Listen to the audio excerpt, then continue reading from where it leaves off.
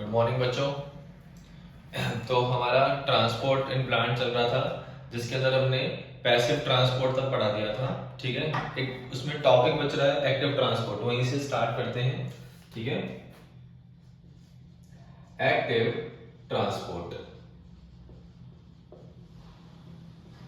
Okay बच्चा party, active transport को हम बोलते हैं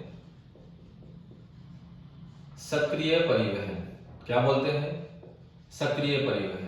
ठीक है, सक्रिय परिवहन की अगर हम बात करते हैं तो सक्रिय परिवहन में बेटा एनर्जी की रिक्वायरमेंट होती है, एटीपी यूज होती है। ठीक है, और यहाँ पे मॉलिक्यूल्स को हम पंप करते हैं। यहाँ पे क्या होता है? मॉलिक्यूल्स पंप होते हैं from lower concentration to higher concentration. ठीक है, कहां से कहां की ओर पंप किया जाता है? कम सांद्रता से अधिक सांद्रता की ओर क्या किया जाता है? मॉलिक्यूल्स को पंप किया जाता है। ठीक है, तो यहां पर हम क्या करते हैं? स्पेशल टाइप ऑफ प्रोटीन्स को यूज करते हैं, special type of protein used. ठीक है, तो वो प्रोटीन्स कौन से होते हैं? पंप प्रोटीन्स होते हैं। कौन से प्रोटीन्स होते हैं बेटा?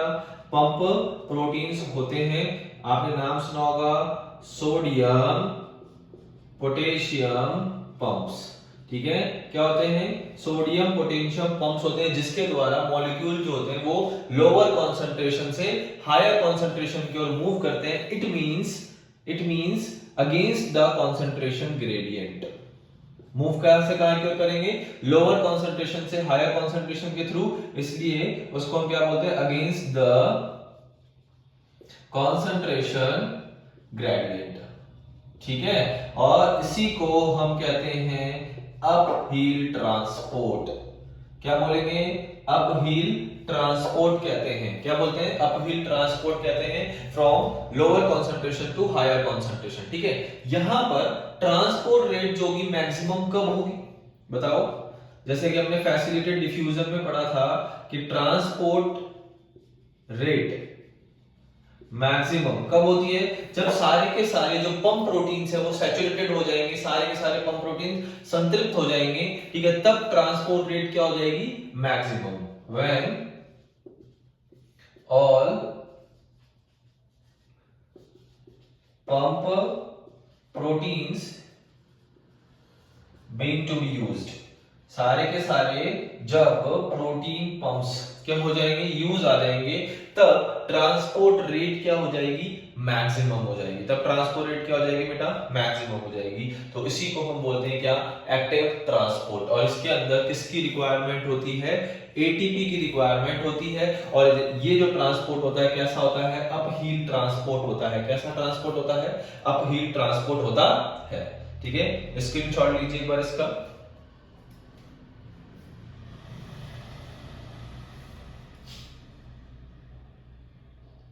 ठीक है, अब कुछ डिफरेंसेस है एक्टिव ट्रांसपोर्ट के अंदर फैसिलिटेड डिफ्यूजन में और डिफ्यूजन में, वो भी हम एक बार देख लेते हैं। ठीक है, ताकि एक बार समराइज हो जाएगा सारा।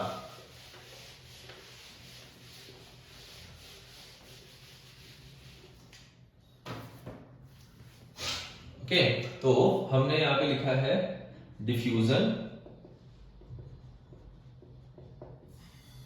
ओके, यहां पे हमने लिखा है फैसिलिटेड डिफ्यूजन, और हमने यहां पे लिखा है एक्टिव ट्रांसपोर्ट। हमने यहां पे क्या लिखा है? एक्टिव ट्रांसपोर्ट लिखा है। ठीक है, और यहां पे हम कुछ पैरामीटर लिख रहे हैं। ओके, यहां पे क्या लिख रहे हैं? कुछ पैरामीटर। तो हमारा जो पहला पैरामीटर है वो है special type of proteins require special type of protein. ठीक है, तो क्या डिफ्यूजन में हम special type of protein use लेते हैं क्या? No no no no. ठीक है, क्या फैसिलिटेटेड डिफ्यूजन के अंदर लेते हैं? यस, हमने चैनल प्रोटीन को काम में लिया है, हमने पोरीन्स प्रोटीन को काम में लिया है, हमने प्रोटीन ट्रांसपोर्टर्स को काम में लिया है। क्या एक्टिव ट्रांसपोर्ट में भी हम यूज लेते हैं क्या? यस, हमने पंप प्रोटीन्स को काम में लिया बेटा। किसको काम में लिया है? पंप प्रोटीन्स को काम में लिया है। ठीक है, उसके बाद हम देखते हैं दूसरा parameter, highly selective in nature.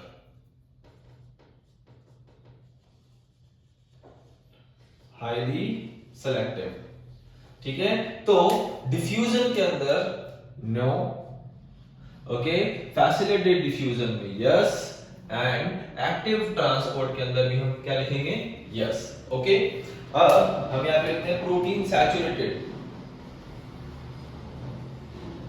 Protein saturated. अगर हम प्रोटीन सैचुरेशन की बात करें तो यहां पर प्रोटीन का सैचुरेशन नहीं होता है, ठीक है। यहां पर प्रोटीन का सैचुरेशन होता है और यहां पर भी प्रोटीन का क्या होता है? सैचुरेशन होता है, ठीक है।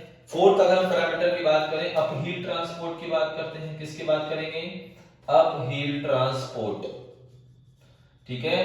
तो डिफ्यूजन के अंदर हायर कंसंट्रेशन से लोअर कंसंट्रेशन की ओर जाता है, तो अपहील ट्रांसपोर्ट आपको यहाँ पे शो नहीं होगा। फैसिलिटेटेड डिफ्यूजन भी हायर कंसंट्रेशन से लोअर कंसंट्रेशन की ओर मूव करता है, तो यहां पर भी नहीं होगा। जबकि एक्टिव ट्रांसपोर्ट के अंदर अपहील ट्रांसपोर्ट देखा जाता है, ठीक है। अब हम एनर्जी यूज्ड की बात करते हैं कि एनर्जी कौन से टाइप के ट्रांसपोर्ट में यूज्ड होती है। तो एनर्जी की बात करें तो डिफ्यूजन के अंदर एनर्जी की रिक्वायरमेंट नहीं होती, नो एटीपी रिक्वायर्ड, ठीक है। जबकि फैसिलिटेटेड डिफ्यूजन के अंदर भी नहीं होती है, और एक्टिव ट्रांसपोर्ट के अंदर एटीपी की क्या होती है? रिक्वायरमेंट होती है। तो these are the basic differences between diffusion, facilitated diffusion and active transport. Is that clear? Take a screenshot. Okay, अब हम नेक्स्ट टॉपिक पढ़ने वाले हैं बेटा, परमिएबिलिटी।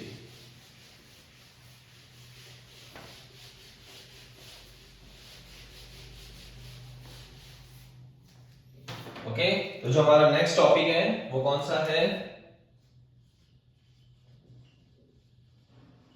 परमिएबिलिटी, ठीक है। और परमिएबिलिटी को हम बोलते हैं पारगम्यता। क्या बोलते हैं? पारगम्यता। ओके, देखिए कि ये हमारी प्लाज्मा मेम्ब्रेन है। क्या है ये? प्लाज्मा मेम्ब्रेन, ठीक है। क्या है? Plasma membrane. यहां पर कोई मॉलिक्यूल है जो इस प्लाज्मा मेम्ब्रेन को क्रॉस करके कहां पे आ रहा है? अंदर की तरफ आ रहा है। या यहां पे कोई मॉलिक्यूल है जो प्लाज्मा मेम्ब्रेन को क्रॉस करके कहां पे जा रहा है? बाहर की तरफ जा रहा है, ठीक है। तो यहां पर क्या होगा? Exchange of molecule from inside to outside और outside to inside. This process is called permeability. क्या बोलेंगे इसको हम? परमिएबिलिटी। तो सिंपल सी बात है, एक्सचेंज ऑफ मॉलिक्यूल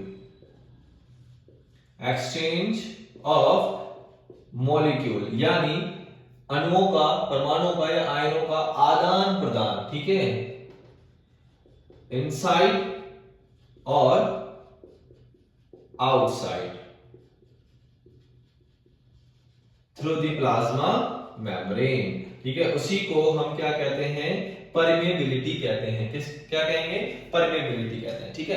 अब परमिएबिलिटी के बेसिस पे, ठीक है, मेम्ब्रेन्स को डिवाइड किया हुआ है, ठीक है। तो देखो, सबसे पहले जो मेम्ब्रेन है हमारी वो है परमिएबल मेम्ब्रेन। सबसे फर्स्ट ऑफ ऑल जो मेम्ब्रेन होती है बेटा वो कौन सी होती है? Permeable membrane.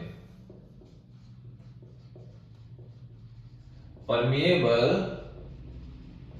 मेम्ब्रेन। तो ऐसी मेम्ब्रेन, ठीक है, ऐसी मेम्ब्रेन जो सॉल्वेंट और सॉल्यूट दोनों के लिए क्या हो? परमेबल हो, ठीक है। सॉल्वेंट और सॉल्यूट दोनों के लिए क्या हो? परमेबल हो। उसी को हम क्या कहते हैं? परमिएबल मेम्ब्रेन कहते हैं। तो यहां पर क्या करेंगे हम परमिएबल मेम्ब्रेन में कि जो सॉल्यूट को हम क्या बोलते हैं? विलय, ठीक है। और एक होता है सॉल्वेंट को हम क्या कहते हैं? विलायक, ठीक है। तो ऐसी मेम्ब्रेन जो सॉल्यूट और सॉल्वेंट दोनों के लिए कैसी हो, पारगम्य हो यानी परमिएबल हो। तो उन मेम्ब्रेन्स को हम क्या कहते हैं, उन मेम्ब्रेन्स को हम कहते हैं परमिएबल मेम्ब्रेन। क्या कहेंगे, परमिएबल मेम्ब्रेन कहेंगे, ठीक है। और अगर हम इसकी एग्जांपल की बात करते हैं तो इसके एग्जांपल है cell wall and filter paper. ये दोनों मेम्ब्रेन जो है, ठीक है, वो सॉल्यूट और सॉल्वेंट दोनों के लिए कैसी होती है, परमेबल होती है, ठीक है। सेकेंड टाइप ऑफ जो मेम्ब्रेन होती है बेसिस ऑफ परमेबिलिटी, वो होती है semi permeable membrane. Semi permeable membrane, okay, जिसको हम बोलते हैं अर्ध पारगम्य झिल्ली। क्या बोलेंगे, अर्ध पारगम्य झिल्ली। देखो बेटा, अर्ध पारगम्य झिल्ली की अगर हम बात करते हैं तो अर्ध पारगम्य झिल्ली जो है वो सॉल्यूट के लिए तो कैसी होती है, इम्परमेबल। सॉल्यूट के लिए कैसी होगी, इम्परमेबल होती है, ठीक है। जबकि सॉल्वेंट की बात करें तो सॉल्वेंट के लिए कैसी होती है, ये परमेबल होती है। यानी विलय के लिए तो कैसी हो गई, अपारगम्य, और विलायक के लिए कैसी होगी, पारगम्य। तो ऐसी मेम्ब्रेन्स को हम क्या बोलते हैं, सेमी परमेबल मेम्ब्रेन्स कहते हैं। जैसे कि हम एग्जांपल की बात कर रहे हैं तो एग्जांपल के अंदर हम लिखते हैं copper ferrocyanide, copper ferrocyanide membrane, ठीक है। यहां पर एक और एग्जांपल ले सकते हैं हम, गॉट ब्लैडर, ओके। तो ये दोनों जो मेम्ब्रेन है वो किसकी तरह वर्क करती है, सेमी परमेबल मेम्ब्रेन की तरह वर्क करती है, जो सॉल्यूट के लिए कैसी होती है, इम्परमेबल, और सॉल्वेंट के लिए कैसी होती है, परमेबल होती है, ठीक है। थर्ड टाइप ऑफ जो मेम्ब्रेन है वो होती है बेटा selective permeable membrane. Selective permeable membrane. Selective permeable जो मेम्ब्रेन है उसको हम कहते हैं बेटा चयनात्मक पारगम्य झिल्ली। चयनात्मक पारगम्य झिल्ली, ओके। तो इसके अंदर क्या होता है, सॉल्वेंट के लिए तो ये कंप्लीटली कैसी होती है, परमेबल होती है। यानी सॉल्वेंट जो होगा वो कंप्लीटली कैसा होगा, परमेबल होगा, ठीक है। यानी पूर्णतया क्या हो गया, पारगम्य हो गया। जबकि कुछ सॉल्यूट जो होते हैं, ठीक है, कुछ सॉल्यूट के लिए कैसी होती है, ये परमेबल होती है, ठीक है। सारे के सारे सॉल्यूट के लिए परमेबल नहीं होती है, ठीक है। मोस्टली जो सॉल्यूट होते हैं उनके लिए कैसी होती है, इम्परमेबल होती है। बट कुछ सॉल्यूट्स होते हैं जिनके लिए कैसी होती है, ये परमेबल होती है। इसलिए इनको क्या बोलते हैं, सेलेक्टिव परमेबल मेम्ब्रेन बोलते हैं, क्योंकि ये सेलेक्ट करती है कि कौन से मॉलिक्यूल को हम क्या कर सकते हैं, परमेबिलिटी प्रदान कर सकते हैं, प्रोवाइड कर सकते हैं, ठीक है। इसके एग्जांपल की अगर हम बात करें तो इसके एग्जांपल है बेटा प्लाज्मा मेम्ब्रेन। प्लाज्मा मेम्ब्रेन हमने सेल वाले चैप्टर में भी पढ़ा हुआ है कि प्लाज्मा मेम्ब्रेन का नेचर जो हमने पढ़ा था तो कैसा लिखाया था, सेलेक्टिव परमेबल मेम्ब्रेन, ठीक है। And another example is called tonoplast. अगला जो एग्जांपल है वो कौन सा है, टोनोप्लास्ट। तो टोनोप्लास्ट क्या होता है, वैक्यूल का जो मेम्ब्रेन होता है, आउटर मेम्ब्रेन ऑफ वैक्यूल, इसको हम क्या बोलेंगे, टोनोप्लास्ट कहेंगे। तो ये टोनोप्लास्ट और प्लाज्मा मेम्ब्रेन जो है कैसी है, सेलेक्टिव परमेबल मेम्ब्रेन है, यानी चयनात्मक पारगम्य झिल्ली की तरह कार्य करती है। चौथी जो मेम्ब्रेन होती है वो होती है impermeable membrane. Impermeable membrane. Impermeable membrane कैसी होती है, नाम से पता चल रहा है, ना तो ये सॉल्यूट के लिए परमेबल होगी, ना ये सॉल्वेंट के लिए परमेबल होगी, ठीक है। तो सॉल्यूट एंड सॉल्वेंट, ठीक है, दोनों के लिए ये कैसी होती है, इम्परमेबल होती है, यानी अपारगम्य होती है। और इसके एग्जाम्पल के अंदर आप लिख सकते हो एल्युमिनियम फॉइल, ठीक है। जो आप टिफिन बॉक्स के अंदर जो आप रोटी को या चपाती को पैक करते हो, ठीक है, तो वो कौन सी सेल होती है, कौन सी फॉइल होती है, एल्युमिनियम फॉइल होती है। एक और एग्जांपल आप इसका लिख सकते हो कॉर्क सेल। कॉर्क सेल भी कैसी होती है, इम्परमेबल होती है। कैसी होती है, इम्परमेबल होती है। ओके, तो परमेबल मेम्ब्रेन सॉल्यूट सॉल्वेंट दोनों के लिए permeable, semi permeable membrane solute के लिए इम्परमेबल, सॉल्वेंट के लिए permeable, impermeable membrane solute solvent दोनों के लिए इम्परमेबल। ठीक है, सेलेक्टिव परमेबल मेम्ब्रेन सॉल्वेंट के लिए तो completely permeable, but some solutes के लिए कैसी होती है, परमेबल होती है। Is that clear? Take a screenshot please.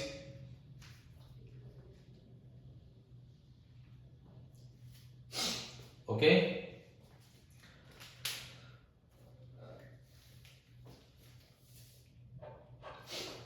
ठीक है, ओके।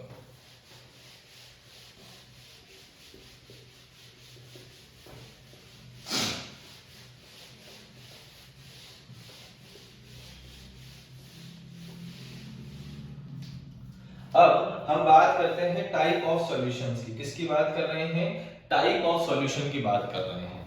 ठीक है, तो आपके एनसीईआरटी ने 3 टाइप के सॉल्यूशंस दे रखे हैं हमको।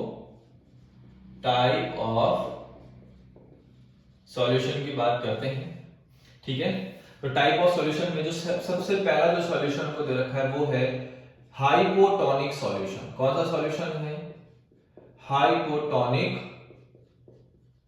सॉल्यूशन, जिसको हम कहते हैं अल्प परासरी विलयन, जिसको हम क्या कहते हैं, अल्प परासरी विलयन। ठीक है, दूसरे जो टाइप का सॉल्यूशन है वो है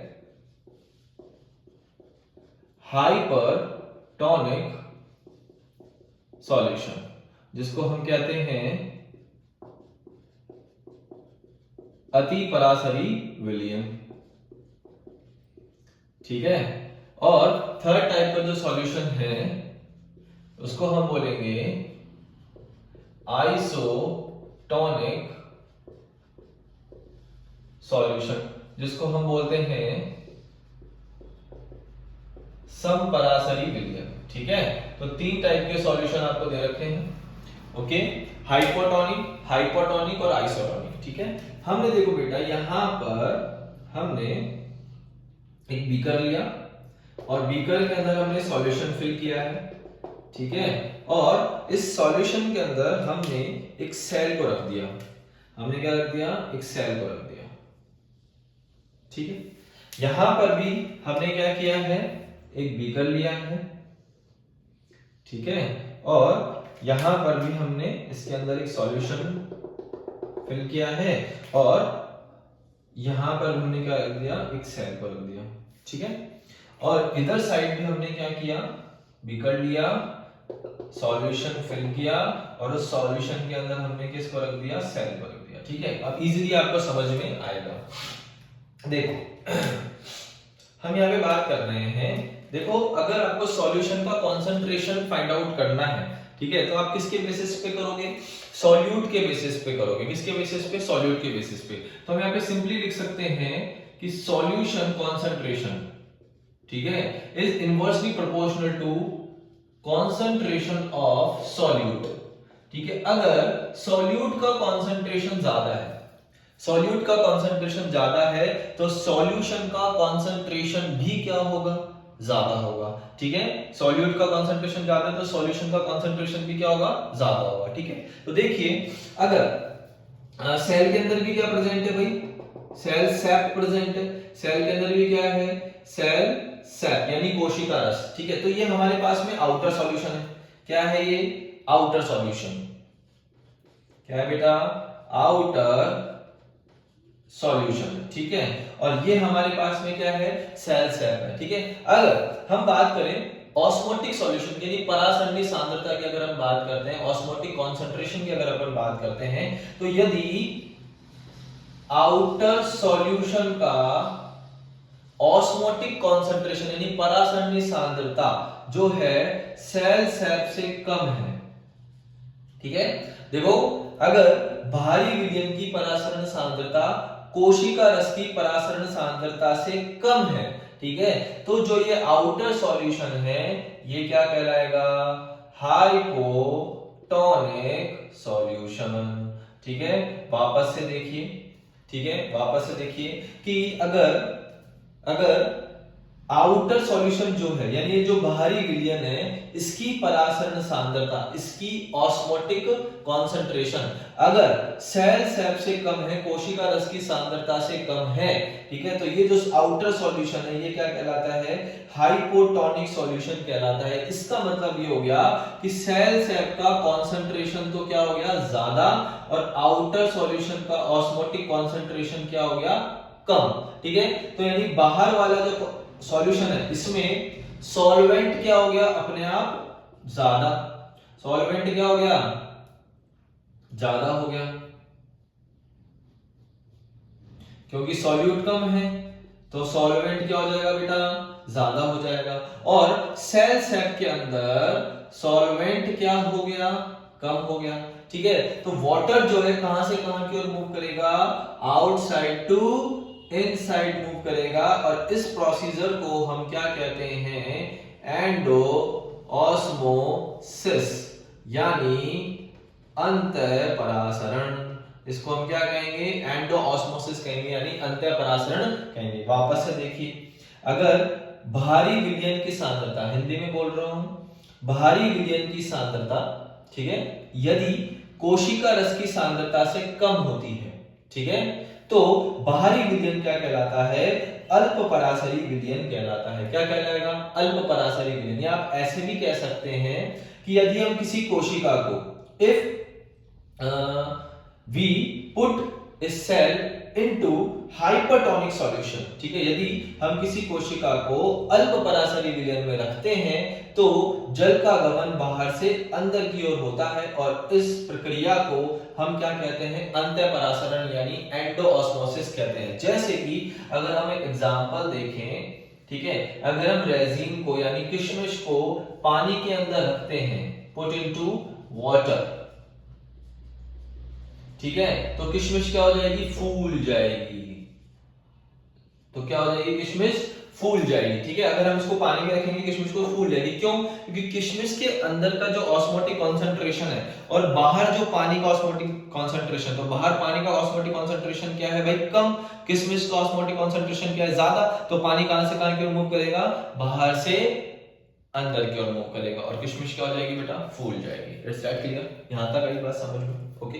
यहां का अगर हम देखें तो ये जो हमारा आउटर सॉल्यूशन है, ठीक है, और ये क्या है, सेल सैप, ठीक है। तो आउटर सॉल्यूशन का ऑस्मोटिक जो कॉन्सेंट्रेशन है अगर वो ज्यादा है और सेल सैप का ऑस्मोटिक कॉन्सेंट्रेशन कम है तो ये जो आउटर सॉल्यूशन है ये कैसा होगा, हाइपरटोनिक सॉल्यूशन होगा यानी अति परासरी विलयन होगा। क्या होगा बेटा, अति परासरी विलयन होगा, ठीक है। या फिर हम कह सकते हैं कि यदि किसी कोशिका को अति परासरी विलयन में रखा जाए, किसमें रखा जाए, अति परासरी विलयन में रखा जाए, तो जो वाटर है वो अंदर से कहां आ जाता है, बाहर की तरफ आ जाता है और इस प्रोसेस को हम क्या कहते हैं बेटा, एक्सोऑस्मोसिस। क्या कहेंगे, एक्सोऑस्मोसिस यानी बही परासरण। क्या बोलते हैं, बही परासरण, ठीक है। तो बाहर का जो विलयन है उसका ऑस्मोटिक कॉन्सेंट्रेशन ज्यादा है, सेल सैप का ऑस्मोटिक कॉन्सेंट्रेशन कम है, इसलिए बाहर का सॉल्यूशन कैसा होगा, हाइपरटोनिक सॉल्यूशन होगा। इट्स दैट क्लियर, आई बात समझ में, ओके। इसके अंदर अगर हम एग्जांपल देखें कि अगर हम ग्रेप्स को, किसको, ग्रेप्स को अगर हम वाटर के शुगर सॉल्यूशन में रखते हैं, ग्रेप्स को कहां पे रखें, शुगर सॉल्यूशन में रखें, तो ग्रेप्स कैसे हो जाएंगे, श्रिंक हो जाएंगे। तो ग्रेप्स विल बी श्रिंक, क्यों, क्योंकि पानी जो है सारा का सारा कहां पे आ जाएगा, बाहर, क्योंकि ग्रेप्स के अंदर का ऑस्मोटिक कॉन्सेंट्रेशन कैसा है, कम है, और शुगर सॉल्यूशन का ऑस्मोटिक कॉन्सेंट्रेशन क्या है, ज्यादा है। क्यों, क्योंकि कॉन्सेंट्रेशन ऑफ सॉल्यूशन जो है डिपेंड करता है कॉन्सेंट्रेशन ऑफ सॉल्यूट पे। It's that clear. Third type of solution की अगर अपन बात करते हैं वो है हाइसोटोनिक सॉल्यूशन। देखो यहां का जो आउटर सॉल्यूशन है,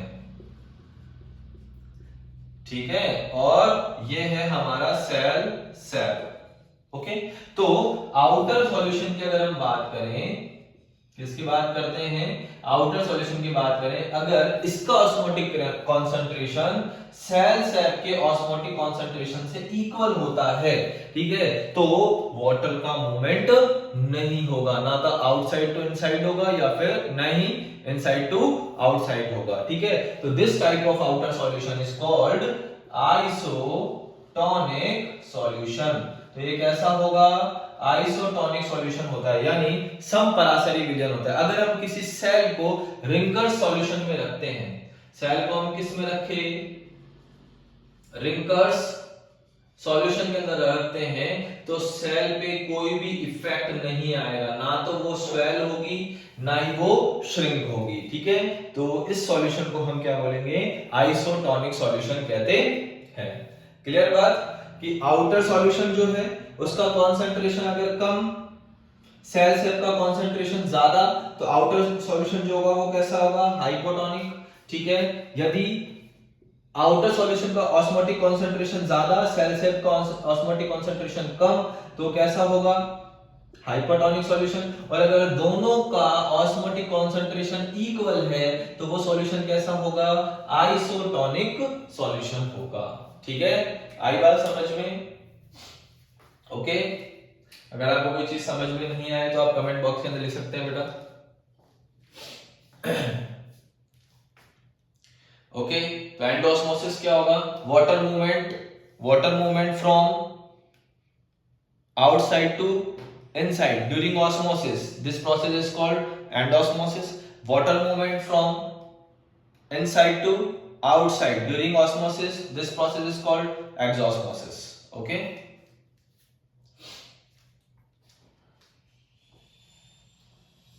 ओके, नेक्स्ट पढ़ते हैं बेटा। अब हम स्टार्ट करते हैं परासरण यानी ऑस्मोसिस।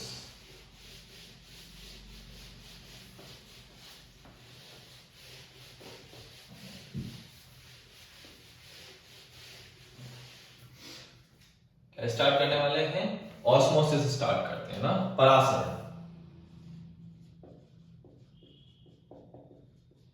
ऑस्मोसिस क्या होता है, परासरण।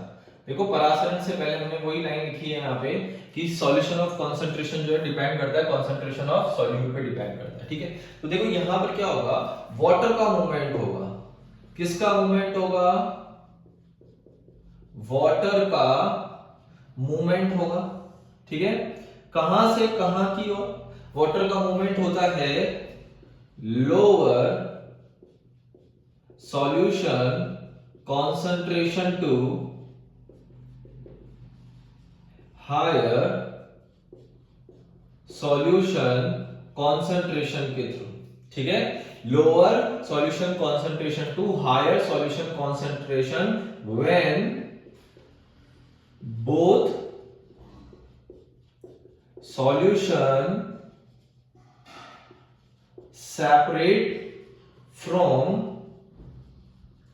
semi permeable membrane, ठीक है। जब दो सॉल्यूशन अर्धपारगम्य झिल्ली के द्वारा सेपरेट हो तो वाटर का गमन यानी विलायक का गमन कम विलयन सांद्रता से अधिक विलयन सांद्रता की ओर होता है, ठीक है। इसको हम एक एग्जांपल के थ्रू समझते हैं कि जैसे हमने यहां पर लिए हैं दो बीकर, एक तो है बीकर ए और एक है बीकर बी, ठीक है। और दोनों बीकर को हमने सेपरेट कर दिया सेमी परमेबल मेम्ब्रेन से। किससे सेपरेट कर दिया, सेमी परमेबल मेम्ब्रेन से इसको क्या कर रखा है, सेपरेट कर रखा है, ठीक है। यहां पर हमने एक सॉल्यूशन फिल भरा है और यहां पर भी हमने एक सॉल्यूशन भरा है, ठीक है। ये जो सॉल्यूशन है ये है 5% शुगर सॉल्यूशन। ये कौन सा सॉल्यूशन है, 5% शुगर सॉल्यूशन है, ठीक है। और हमने यहां पर लिया है 10% शुगर सॉल्यूशन। क्या लिया है, 10% शुगर सॉल्यूशन। तो अब आप मुझे ये बताइए कि कौन से बीकर के अंदर सॉल्यूशन का कॉन्सेंट्रेशन ज्यादा होगा और कौन से बीकर में सॉल्यूशन का कॉन्सेंट्रेशन कम होगा, ठीक है। तो ये फाइंड आउट करने के लिए, ठीक है, हमने क्या लिख रखा है, solution concentration depends on concentration of solute, कि अगर कॉन्सेंट्रेशन ऑफ सॉल्यूट ज्यादा होगा तो सॉल्यूशन का कॉन्सेंट्रेशन भी क्या होगा भाई, ज्यादा होगा। तो यहाँ पे शुगर सॉल्यूशन कितना परसेंट है, 10%, तो यहाँ पर सॉल्यूशन का कॉन्सेंट्रेशन क्या है, ज्यादा है, और यहाँ पर कितना है, 5% शुगर सॉल्यूशन है, ठीक है। तो यहाँ पर जो सॉल्यूशन का कॉन्सेंट्रेशन है वो क्या है, कम है, ठीक है। तो बीकर ए में सॉल्यूशन का कॉन्सेंट्रेशन कम और बीकर बी में सॉल्यूशन का कॉन्सेंट्रेशन ज्यादा। क्यों ज्यादा, क्योंकि यहाँ पे सॉल्यूट भी क्या है, ज्यादा है, यहाँ पे सॉल्यूट क्या है, कम है। तो जहां सॉल्यूट ज्यादा होगा वहां पे सॉल्वेंट क्या होगा, कम, और जहां पे सॉल्यूट कम है वहां पर सॉल्वेंट क्या होगा, ज्यादा होगा। तो हमने क्या बोला कि वाटर, वाटर यानी सॉल्वेंट, सो सॉल्वेंट का मूवमेंट कहां से कहां की ओर होता है, lower solution concentration to higher solution concentration, ठीक है। तो लोअर सॉल्यूशन कॉन्सेंट्रेशन है बीकर ए में और हायर सॉल्यूशन कॉन्सेंट्रेशन है बीकर बी में। तो वाटर मूव करेगा कहां से कहां की ओर, ए से बी की ओर, ठीक है, through the semi permeable membrane, क्योंकि हमने दोनों मेम्ब्रेन्स को किससे सेपरेट किया हुआ है, अर्धपारगम्य झिल्ली से सेपरेट किया हुआ है।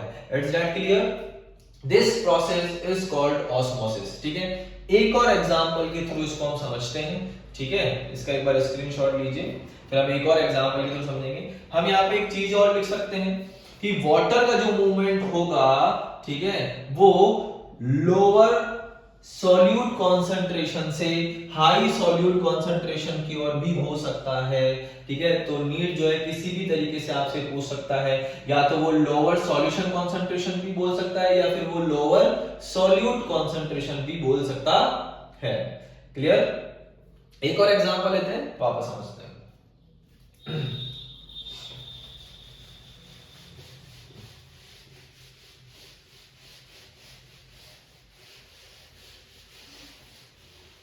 देखो, हमने यहां पे लिया बेटा एक बीकर, ठीक है, ये हमने ले लिया एक बीकर ले लिया, ठीक है, और इस बीकर के अंदर हमने भर दिया वाटर। क्या भरा हुआ है इस बीकर में, वाटर भरा हुआ है, और वाटर को एक लेवल तक भरा हुआ है हमने, ठीक है, और इस लेवल को हमने x नाम दिया हुआ है, लेवल, वाटर लेवल को हमने क्या नाम दे दिया, x, ठीक है। और हमने इस तरीके से एक यहाँ पे फनल रख दी, कीप रख दी, ठीक है, वाटर के अंदर डिप कर दी, और इस फनल को हमने सेमी परमेबल मेम्ब्रेन से क्या किया हुआ है बेटा, बांधा हुआ है अच्छे से। और इस बीकर के अंदर, इस बीकर के अंदर हमने शुगर सॉल्यूशन भरा हुआ है, सॉरी, इस फनल में हमने क्या भरा हुआ है, शुगर सॉल्यूशन भरा हुआ है, और इस शुगर सॉल्यूशन को भी हमने क्या कर रखा है, लेवल कर रखा है, और ये लेवल को हमने नाम दिया y। फनल में क्या भरा हुआ है, शुगर सॉल्यूशन भरा हुआ है, ठीक है। तो आप मुझे बताइए कि जो है इस पूरे प्रोसेस में कुछ समय बाद में क्या होगा, ठीक है। मैं कुछ ऑप्शंस देता हूं। अगर हम पहला ऑप्शन यहां पे देखें कि x लेवल डिक्रीज होगा, y लेवल इंक्रीज होगा, ठीक है। दूसरा अगर हम ऑप्शन दें x लेवल इंक्रीज होगा, y लेवल डिक्रीज होगा। तीसरा अगर मैं ऑप्शन दूं आपको, x लेवल डिक्रीज होगा, y लेवल भी डिक्रीज होगा, और अगर मैं फोर्थ ऑप्शन आपको दूं, x लेवल इंक्रीज होगा और y लेवल भी क्या हो जाएगा, इंक्रीज हो जाएगा। तो व्हाट इज द आंसर, ठीक है। कुछ समय बाद क्या होगा, देखो बाहर तो है वाटर और अंदर क्या है, शुगर सॉल्यूशन। तो ऑस्मोटिक कॉन्सेंट्रेशन किसका ज्यादा है, बाहर वाले सॉल्यूशन का ज्यादा है या शुगर सॉल्यूशन का ज्यादा है, तो पहले तो ये फाइंड आउट करो, ठीक है। और सॉल्यूशन का कॉन्सेंट्रेशन किसके के ऊपर डिपेंड करता है, सॉल्यूट के कॉन्सेंट्रेशन पर डिपेंड करता है। तो वाटर के अंदर तो सॉल्यूट है ही नहीं, ठीक है। तो इसका जो सॉल्यूशन का जो कॉन्सेंट्रेशन है वो क्या हो जाएगा बेटा, कम हो जाएगा। और शुगर सॉल्यूशन के अंदर जो सॉल्यूशन कॉन्सेंट्रेशन है वो क्या हो जाएगा, ज्यादा हो जाएगा। वो क्या हो जाएगा, ज्यादा हो जाएगा। समझ में आ गया? तो इस क्वेश्चन का आंसर जो है आप किस में दोगे, मुझे कमेंट बॉक्स के अंदर दोगे कि आंसर ए होगा, बी होगा, सी होगा या डी होगा। ठीक है, मैं वेट करूंगा कमेंट बॉक्स के अंदर, आपको ये आंसर देना है। ठीक है, तो आप कमेंट बॉक्स में लिखेंगे 1 2 3 या 4 क्या आंसर होगा। ठीक है, आप इस क्वेश्चन को नोट डाउन कर लीजिए और आंसर आप ही बताएंगे। ठीक है, नेक्स्ट क्लास के अंदर हम इस आंसर को क्या करेंगे, चेक करेंगे कि आपका आंसर सही है या नहीं है। ओके,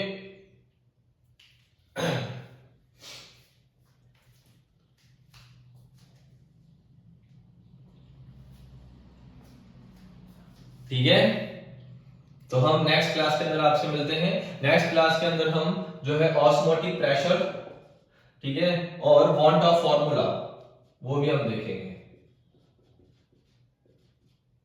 ये दोनों चीजें हम पढ़ेंगे और आगे के टॉपिक्स हम स्टार्ट करेंगे। ओके, तो ये क्वेश्चन है आपके लिए, इसका आंसर आप देंगे मुझे कमेंट बॉक्स के अंदर। Okay, thank you so much.